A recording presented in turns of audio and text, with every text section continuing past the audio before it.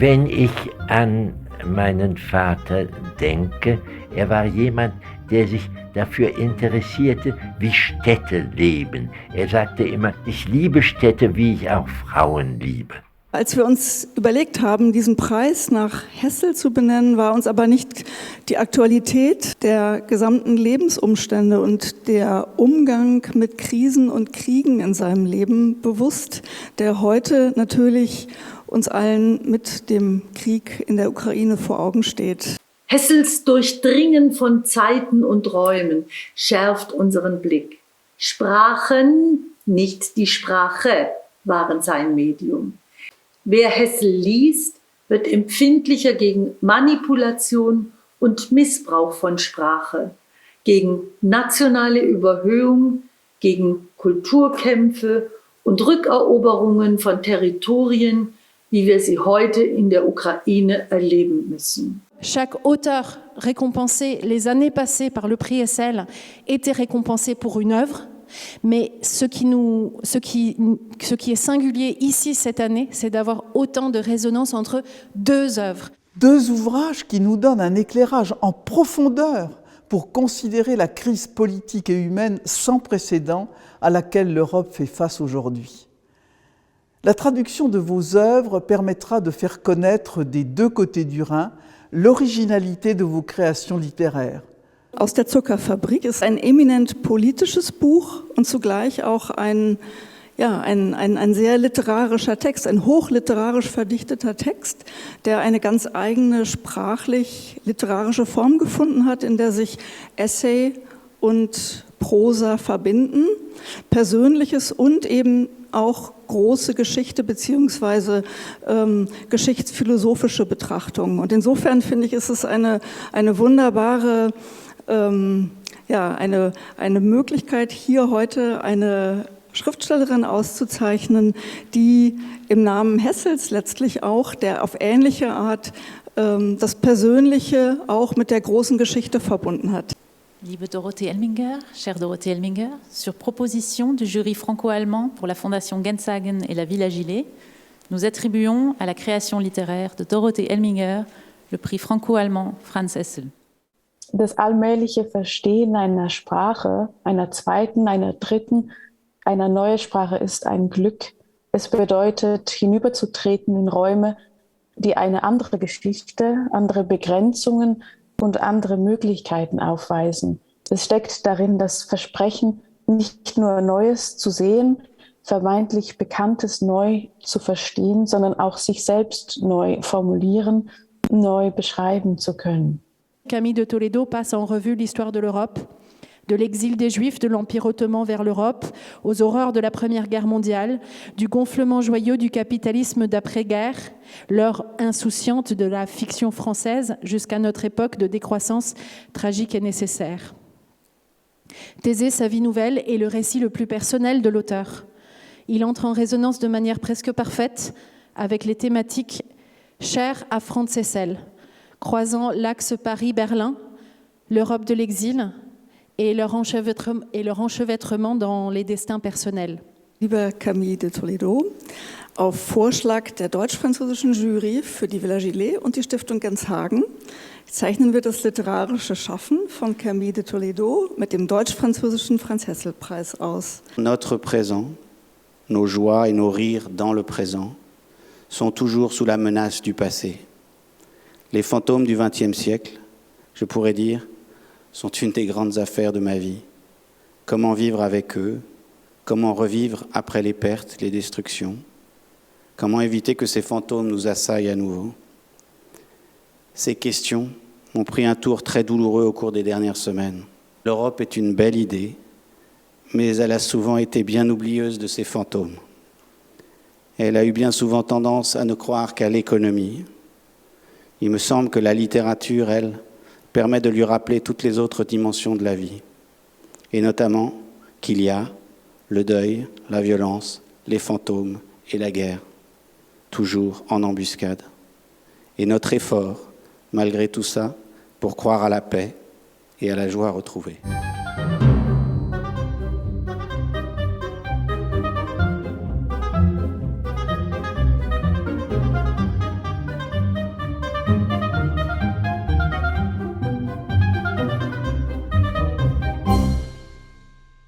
c'est le moment le plus joyeux et le plus enthousiasmant, puisque la beauté de ce prix Franz Hessel, c'est qu'il est remis par un double jury, par deux groupes de lecteurs qui lisent ensemble et qui discutent ensemble de ces livres et de l'opportunité de donner cette année-ci ce prix à ces livres-là. Et donc, de pouvoir poursuivre cette discussion qui a été la nôtre, à nous 9, le jury français et le jury allemand, de pouvoir la poursuivre aujourd'hui avec vous, les 2 lauréats. C'est un vrai plaisir, puisque nous avons dit beaucoup de choses sur vous et sur vos livres, et que nous allons donc maintenant pouvoir continuer à dire ces choses avec vous. Évidemment, Dorothée, c'est tellement dommage qu'on ne puisse pas vous avoir parmi nous, mais cette conversation se poursuivra, donc on l'espère, en mai à Lyon, et on espère pouvoir vous réunir tous les 2 sur la même scène et au même endroit.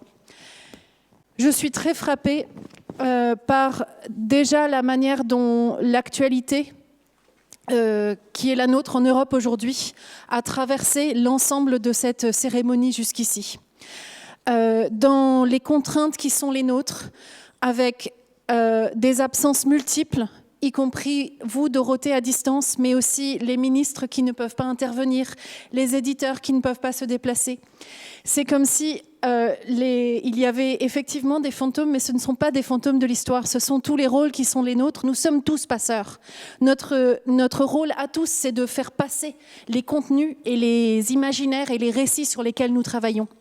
Mais dans cette ère raréfiée, où nous ne sommes plus que quelques-uns ici, ce qui reste, ce sont les livres. Et ce sont ces livres-là, et ce sont les échos entre ces livres-là et entre le travail de vous, les 2 auteurs vivants que vous êtes, qui restent au milieu de tout ça. Et c'est la pertinence des livres aussi qui reste. Et je dirais que ces livres, on les a lus, nous, jury, il y a 1 an maintenant. Et nous les avons lus dans une Europe qui était tout autre. Nous les avons lus dans une Europe qui sortait de la pandémie, enfin qui pensait sortir de la pandémie, qui réfléchissait de nouveau à ce que c'est que ce réel historique qui nous constitue, nous, Européens. Nous les avons lus d'une certaine manière il y a 1 an. Nous les lisons autrement aujourd'hui. Dorothée, vous avez parlé de Evgenia Belorussets, que nous lisons également en France.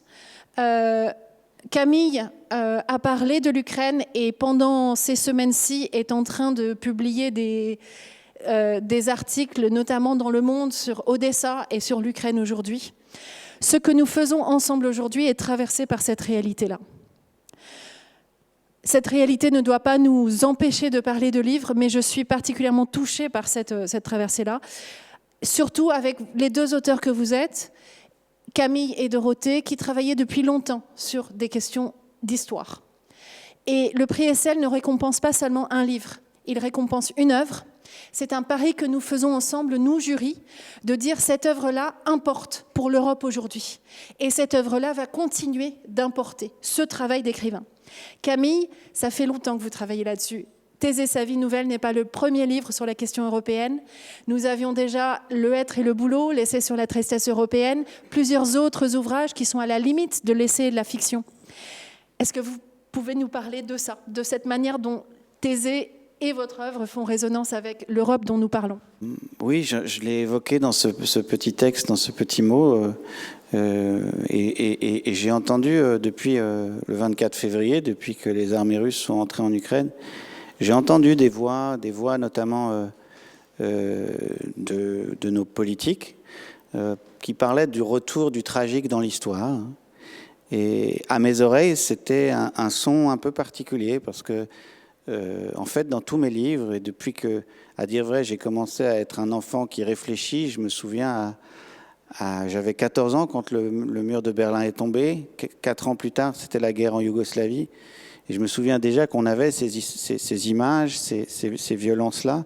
J'étais moi encore un peu jeune pour y aller, mais j'ai toujours été, en fait, même parce que j'ai fait aussi du documentaire, et j'ai toujours voyagé et été régulièrement dans des zones où le tragique de l'histoire advenait.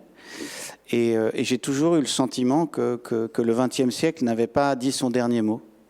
Donc c'est en ce sens que j'ai pu écrire Le être et le boulot, Oublier, trahir, puis disparaître, qui est un livre qui traverse les lieux traumatisés et blessés de la Yougoslavie. Thésée, sa vie nouvelle. À chaque fois, on retrouve dans Vie potentielle également, on retrouve la question du trauma de l'histoire, des blessures de l'histoire, et comment en fait le passé nous traverse, parle à travers nous. Et c'est vrai que la réception de Thésée, sa vie nouvelle a souvent été, à l'époque de sa sortie, parfois une réception biographique. Une famille qui subit le tragique de l'histoire. Alors que moi, quand je l'écrivais, c'était vraiment, d'ailleurs, avec cette tension du mythe, c'était d'aller vers le mythe de Thésée, c'était pour lui donner une dimension proprement collective, en disant non, non, je pense que le XXe siècle n'a pas dit son dernier mot. Lucie et moi, nous partageons une passion pour un écrivain de langue allemande qui a vécu en exil, qui est Sebald, qui était lui-même conscient de cette présence des fantômes, de cette présence des esprits de l'histoire, de cette présence y compris des blessures de l'histoire dans le présent. Et la grande nouveauté, je trouve, enfin, disons la stupéfaction, c'est qu'effectivement, avec le 24 février, alors que les guerres en Yougoslavie on les avait en quelque sorte un peu laissés avec le XXe siècle, avec cette guerre anachronique, stupéfiante de décalage par rapport à ce que l'Europe croyait bâtir autour de cette idée d'une prospérité, d'une paix éternelle, etc., faire revenir une nouvelle fois le XXe siècle dans le XXIe siècle. D'autres que moi, des philosophes, ont travaillé sur les spectres du communisme. J'ai signé, juste après Thésée, sa vie nouvelle, un livre qui s'appelle Le fantôme d'Odessa, autour d'Isaac Babel. Dès ce livre, qui est un livre graphique, qui est un roman graphique avec un dessinateur russe, je voyais ça. On a travaillé sur Poutine, la transformation de l'histoire, la manipulation de l'histoire. À la fin du livre, il y avait toute une annexe où on montrait ce qui est arrivé à une association de défense des droits de l'homme qui s'appelle Mémorial. Mémorial, c'était l'association qui était le symbole de la fin du communisme, qui devait apporter une lumière sur les crimes du stalinisme et de la liberté. Cette association, pendant 30 ans, a fait un travail admirable et elle a été dissoute sur ordre du régime de Poutine il n'y a pas longtemps, avec cette transformation, cette fabrication de l'histoire. Et donc je crois que la tension entre le récit, la narration, l'histoire, ces questions du passé, cette persistance du XXe siècle dans le XXIe siècle, aujourd'hui, en fait, elle est, voilà, je lui trouve une pertinence particulière. Et je le dis presque avec un peu jamais d'amertume chez moi, mais toujours, je me réjouis parfois qu'on revienne au présent et qu'on dise, en fait, on oublie les tragédies de l'histoire. Moi, il se trouve que, bon, j'ai sans doute un corps un peu perméable, et je suis un peu comme les chiens qui sentent les tremblements de terre avant que ça arrive. Mais c'est vrai que plusieurs fois, même y compris dans ma vie berlinoise, quand je suis arrivé, et encore avant, quand je venais régulièrement y écrire, je me souviens qu'en 2009, un éditeur allemand m'avait dit « Non, non, das ist Vergangenheit, das ist finished. Wir sprechen nicht über Europa-Traurigkeit und alle diese Trauma. » Il m'avait dit « C'est fini, nous, en Allemagne, on est dans le 21e siècle, on est dans le futur, on est... » Et à ce moment-là, à mon oreille, ça avait été un peu curieux. Je m'étais dit, tiens, c'est curieux. Alors que pourtant, la vie berlinoise est pleine des fantômes du XXe siècle. Et donc, voilà, je suis à la fois comme chacun surpris, stupéfait, et en même temps, je suis presque dans mes livres en regardant ce qui se déroule. Dorothée, est-ce que je peux vous poser une question similaire? Ces fantômes de l'histoire dont on parle tout à l'heure, vous les réveillez, vous les incorporez également dans votre texte. Enfin, ils rentrent dans le corps à travers ce thème du sucre et de la faim. Est-ce qu'on peut vous poser la même question sur cette présence des fantômes? Ja, ich glaube, ich möchte vielleicht etwas ganz Grundsätzliches zu Ihrer Frage sagen, etwas Grundsätzliches, was das Schreiben betrifft. Für mich geht es immer um die Phantome, und zwar auch um die Phantome, wie sie sich in der Sprache zeigen, wie sie sich in der Sprache abbilden. Und das Schreiben für mich bedeutet immer eine Arbeit, die Dinge zu zeigen, vielleicht auch zu entlarven, also auch in der Sprache. Und das ist auch etwas, was mich bei der Arbeit an der Zuckerfabrik beschäftigt hat. Also wie kann ich einerseits diese Geschichten dieser Figuren, die so sehr verstrickt sind in die Geschichte der vergangenen Jahrhunderte, wie kann ich die noch einmal neu lesen, auch befreien von einem Ballast vielleicht und gleichzeitig eben die Komplexität erhöhen. Also das ist so ein doppeltes Verfahren vielleicht. Also auch einen neuen Blick auf die Dinge zu werfen und gleichzeitig eben die Sachen komplexer zu machen. Die Themen sind das eine und da gibt es tatsächlich Verbindungen zwischen euch beiden und eurem Schreiben, aber was für uns tatsächlich als Jury auch verblüffend und besonders spannend war jetzt in diesem Jahrgang mit diesen beiden Büchern, ist auch die Form, die ihr gewählt habt für diese Bücher. Und da gibt es ja tatsächlich bei allen Unterschieden, bei den Stoffen, die ihr behandelt, in der Art zu schreiben, ist es doch bei beiden Büchern so, dass wir mitten reinkommen in einen Gedankenstrom, in einen Sprachfluss, wo klar ist, es geht auch darum, wie überhaupt Dinge geordnet werden können. Ich glaube, wir haben in beiden Büchern ein Misstrauen einer gut erzählten Geschichte von A nach Z, sondern es geht eher darum, überhaupt das, was gesagt oder geschrieben werden kann, greifen zu können. Das würde mich interessieren, wie das tatsächlich konkret im Schreibprozess war bei diesen beiden Büchern. Ja, ich glaube, mein Misstrauen gegenüber dieser Art von Geschichte, die eben so erzählt werden kann und auch ein Ende findet, ist dass es eben bedeutet, dass die Dinge gelöst werden können und abgelegt werden können und dass dann auch aufgehört werden kann, darüber länger nachzudenken. Während ich natürlich überzeugt bin, dass das Nachdenken kann nicht aufhören und ich kann keine einfache Lösung bieten für die Fragen, die sich mir stellen, sondern leider, vielleicht muss es immer mein Ansinnen sein, die Sache komplizierter zu machen und vielleicht auch immer mehr Fragen aufzuwerfen und nicht etwas zu erklären. Und ich glaube, das ist ein Grund dafür, warum sich mir, obwohl ich auch immer wieder das Verlangen spüre nach dieser ja auch oft tröstlichen Art des Erzählens, die uns auch erlöst von gewissen Fragen, das will mir aber einfach nicht gelingen. Wenn ich meinem Stoff treu bleiben will, meinen Fragen und meinem Material, dann muss ich mich, so war zumindest bisher immer meine Erfahrung, eben verabschieden von dieser Art des Erzählens und muss mich auch für eine chaotischere, unordentlichere, unreinere Form entscheiden.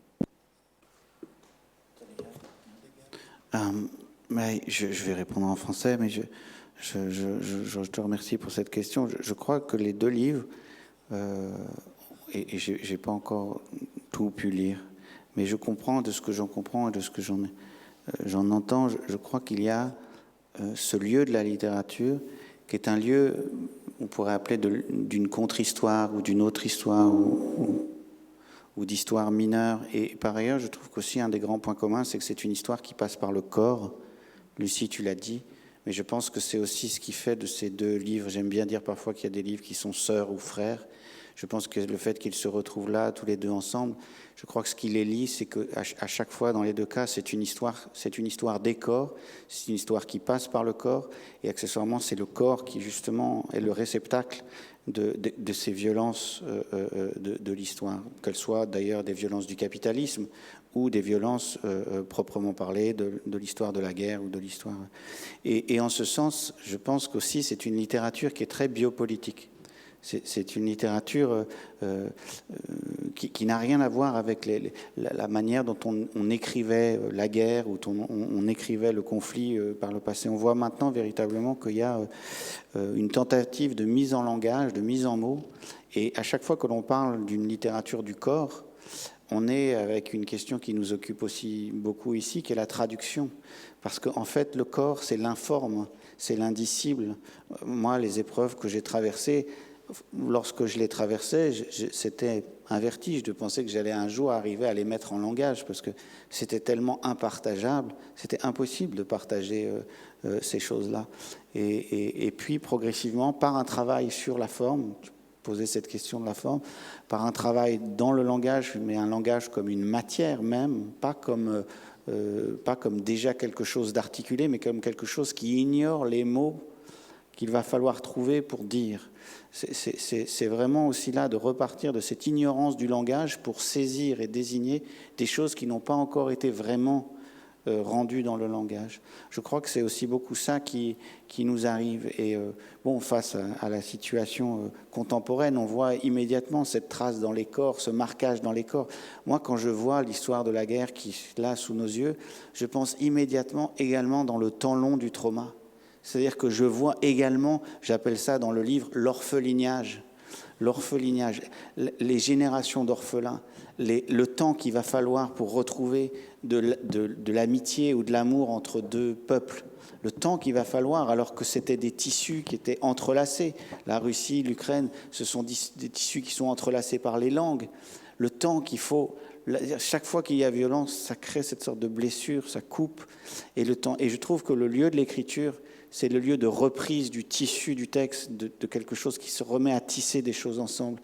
Dans Thésée, c'est l'histoire française et l'histoire allemande ensemble, mais c'est aussi l'histoire de la Turquie ensemble, c'est l'histoire des Juifs, qui sont toujours d'ailleurs des figures du passage, comme les Tziganes d'autres temps. C'est l'histoire de l'Espagne et à chaque fois, c'est ce qu'on essaye de faire, c'est de dire à ces grandes histoires, tu parlais de ces histoires par en haut, qui ont un certain aplomb et qui rendent les choses intelligibles, lisibles, et que la littérature vient là pour remettre et brouiller, remettre de la complexité et retisser des choses qui parfois ont été découpées et séparées.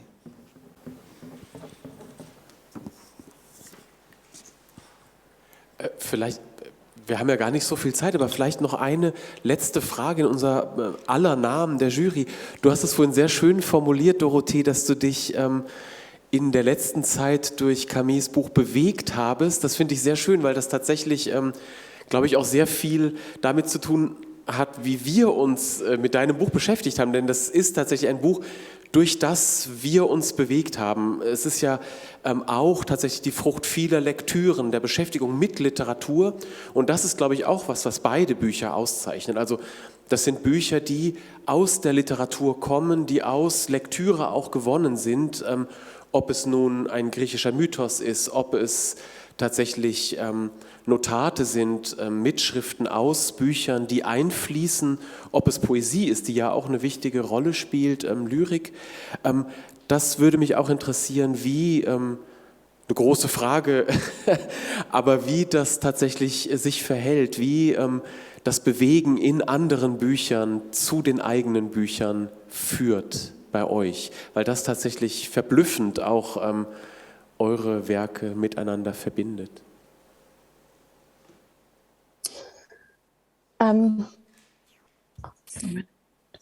Ich glaube, das ist eine interessante Frage, auch das Verhältnis der Leserin in mir, die ich bin, zur Autorin. Und ich glaube, dass ich immer auch zu großen Teilen Leserin bin als Schreibende. Also die Lektüre und das Schreiben, das kann ich gar nicht als zwei getrennte Vorgänge betrachten oder will ich auch nicht, sondern das geht Hand in Hand und die Lektüre steht für mich tatsächlich oft am Anfang. Das hat bestimmt auch damit zu tun, mit meinem Hintergrund in der Geschichte, also dass ich auch immer erst einmal zu den Quellen gehen möchte und dort anfange. Und dann gibt es natürlich auch das Vergnügen an der Lektüre, das eigene Schreiben befeuern kann und anstiften kann. Und dann, wie gesagt, geht es mir auch immer sehr stark darum, eben Relektüren zu machen, Texte noch einmal zu lesen, neu zu lesen und auch eben Figuren zum Beispiel aus ihren Texten für einen Augenblick zu befreien. Das ist ja etwas, was ich in der Zuckerfabrik immer wieder versucht habe, und Texte eben einer Lektüre zu unterziehen aus der Gegenwart und zu fragen, was kann ein Text mir heute sagen und was kann ich mit einem Text heute anfangen. Und ja, so gesehen gibt es für mich diesen Unterschied zwischen Schreiben und Lesen eigentlich gar nicht. Je dirais aussi un dernier mot, mais ce que j'ai aussi entendu dans cette question, en plus de tous les strates, Lucie parlait des strates, je parle souvent moi de sédimentation des textes, des lectures, des fragments, c'est qu'effectivement je parle moi d'une littérature de matériaux aujourd'hui, c'est-à-dire qu'on voit dans Thésée, j'ai accumulé du matériel. Il y avait des strates et des strates et des couches qui s'ajoutaient. Il y avait des couches qui incluaient la photographie, qui incluaient le document, qui incluaient des lectures. Je me souviens avoir relu La Chambre claire de Barthes sur la photographie et le moment où il retrouve dans le visage, enfin dans la photographie de sa mère en vie. Il parle du visage de la mort, et tout d'un coup il retrouve sa mère en vie. Je me souviens avoir relu Faulkner au moment où la mère morte se met à parler pour faire parler mon frère. Donc il y avait toutes ces strates et cette littérature un peu composite.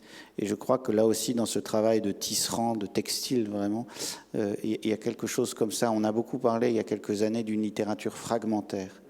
C'était l'impossibilité du récit, l'impossibilité Et je crois que 10 ans, 20 ans plus tard, après vraiment un travail magnifique sur les littératures fragmentaires, il y a de nouveau cette reprise de quelque chose qui va rechercher de la continuité, mais à partir du fragment. En fait, c'est comme si on cherchait à créer l'épopée de cette couture qui cherche à mettre tous les matériaux sur le même plan, mais pour le projeter dans un récit continu. En tout cas, moi, dans les derniers temps de l'écriture, c'est vraiment beaucoup ça que j'ai fait. J'avais des textes en italique, j'avais des textes de poésie, j'avais quelques vers de Célan, j'avais mes notes, j'avais la photographie. Et ça a été cette grande table de montage, comme on parle d'un documentaire aussi, une table de montage, où il fallait monter ces éléments entre eux, de telle façon qu'à un moment donné, il y ait l'épopée du fragment, l'épopée de ces matériaux divers et variés. Et au final, le travail était essentiellement ça, d'arriver à tendre, jusqu'à temps qu'en fait, l'œil, qui est tout le temps chamboulé dans la lecture de la page comme un lieu d'exposition, malgré tout, on ne s'arrête pas, on ne se dise pas, bon, pourquoi il y a de l'italique, pourquoi... Non, en fait, la lecture soit prise dans un flot, dans un flot continu. Ça a été beaucoup le travail autour du livre. Merci beaucoup. Je crois qu'on arrête là cette conversation, mais la beauté de la chose, c'est que on espère qu'elle puisse continuer. Donc pour nous, on a un rendez-vous lyonnais le 16 mai, et surtout, on vous souhaite à l'un et à l'autre donc une belle suite, puisque ces deux livres, alors le prix est donné à des livres non encore traduits dans l'autre langue et à deux œuvres non encore traduites et vers le français et vers l'allemand. Mais je crois comprendre qu'entre le moment où nous avons pris cette décision de donner ce prix et le moment d'aujourd'hui, les circuits de l'édition ont avancé et que nous aurons bientôt le plaisir de découvrir en français donc Aus der Zuckerfabrik et en allemand Thésée, sa vie nouvelle. Donc la vie des livres continue et cette conversation se poursuit. Merci beaucoup. Merci, et je fais le vœu aussi qu'on arrivera à se croiser en vrai, chère Dorothée.